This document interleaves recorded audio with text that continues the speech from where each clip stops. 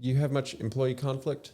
Like within your guys getting mad at each other, or your guys getting mad at you? Like how do you deal with conflict and No, sometimes. struggle? I mean, like I've had some guys that refuse to work, like some crew leaders refuse to work on other guys because they were like brother-in-laws and they hate each other's guts or something. I don't know what all happened, but something back in the day was not so bueno, and they didn't want to work with each other. So I don't know what all happened, but yeah. So I've had but you learn. Hey, their personalities don't mix. Mm-hmm. There's a lot of ego in these two guys. You don't put two raging egos together. You try to, unless one of them can check it. Mm-hmm. If okay, one guy can check it, well then okay, cool. But you try to complement each other. You're a guy if you're going to have two crews work on the same job, some days it's just, hey, they don't want to work with each other, but I'm like, hey, I'm sorry. We've got to get it done. We got to work together for 3 days. Just suck it up. And then other times I do try to compliment it, people who want to work with each other. That's fair. Have you gotten better at you earlier talked about like just screaming and whatever, getting angry. Have you gotten better at reprimanding employees? Yeah, I think so. I don't even think reprimand is the right word. How do you deal with correcting an employee? You're trying to, course correction. I approach it now as like you're trying to sell. It's not like, hey, here's my rules, beat the rules down your throat, and you're going to do it my way or the highway and all that. I find that most time don't work. I've tried that. I think everybody, if you're not really, unless you've been really mentored really well and you're just awesome, but I think everybody kind of goes through these different kind of phases of like, I'm going to be that hard nose. Some days that works, some days it doesn't. But I usually try to approach the selling of like, hey, this is what we want to be. This is our culture. This is what we want to do. Join. We got to keep the house. We got to keep the jobs clean. Like job cleanliness is a big one. Hey, I'm showing up and your job's constantly dirty. Why is it not clean? Well, I just ain't got time. They'll give you all these reasons, and they're all valid. Yeah. Like you're listening, but the others are pretty valid points. Like this is because they'll turn it on me and say, hey, you're pushing us to get these jobs done because we're in time constraints. But then you're telling us to stop 30 minutes early to clean up. Can't have it both ways, big man. That's what they're looking at, and they're right. Yeah. 100%. So then you got to help them.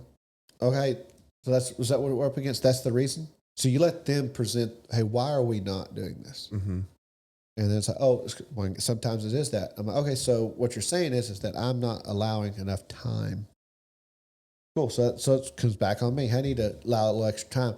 And then I also put on there like, hey. Yeah. So if I give you one more day to complete this giant job, can you cut that up into some 30 of it needs minutes? to be, hey, sometimes I'm like, hey, you need to be a little more strategic about your, just let it get efficient. trashed and then it takes you a full day to clean up. Well, it shouldn't.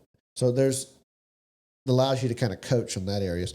But you sell them why. I try to say, hey, why, hey, why does it matter? Tell them, I try to approach it on the selling of why. Why are we cleaning up? Why do we want to be safe? Hey, I've asked y'all 10 times to tie off. They refuse to do it. So I'm like, hey, why? Well, I want you, number one, I want you to go home at night, not broken. Number two, hey, we signed on to this job. Our GC expecting this. Number three, we need to, we don't want to be sued. Like we don't want to get OSHA fines. We don't want to get you hurt. You start selling them on the why. I find that effective. Some days it works, some days it doesn't. And some days you do have to, like cleanliness. I keep harping on that since that's my biggest pet peeve. Is some days you go over there and you unplug everything that's what I had a friend or one of my mentors. He's like, some days you just go rip it out of the power pole, all the plugs out of the power pole, and stop right now. And everybody's mad, they're pissed off at you and all that stuff, but you don't want it to get to that point. But some days you do, and you have to kind of reset the table, and then everybody kind of goes. But for the most part, if you tell them why you're doing it. I'm not just showing up here just to be this guy that rolls up in a pickup truck and just creates these tasks. Right. Nobody wants that guy that just creates tasks out of nowhere, because I've watched a video on it. So, nobody wants that. So it's like, hey, why? Why are we doing this? I'm telling you. I'll tell you why. If it's trashed, you can do the greatest frame job in the whole world, and it's trashed. People are going to think it's a subgrade, maybe a C+ frame job.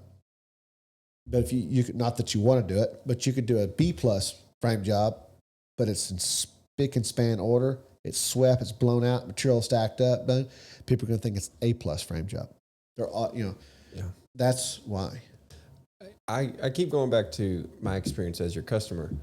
The rafter tails got cut off, the rafters, and there's just, it was a wreck. Like I left the house and I just saw a lot of debris, and I was leaving. They were in the middle of putting the rafters up. So when I got back, I had like an hour meeting.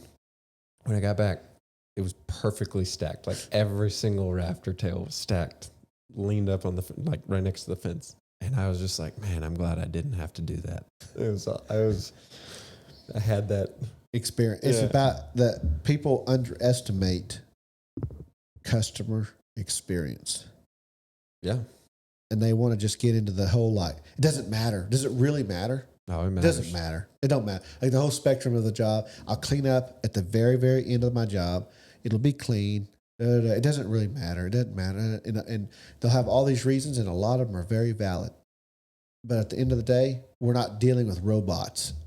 We're dealing with human beings that are, it's experience.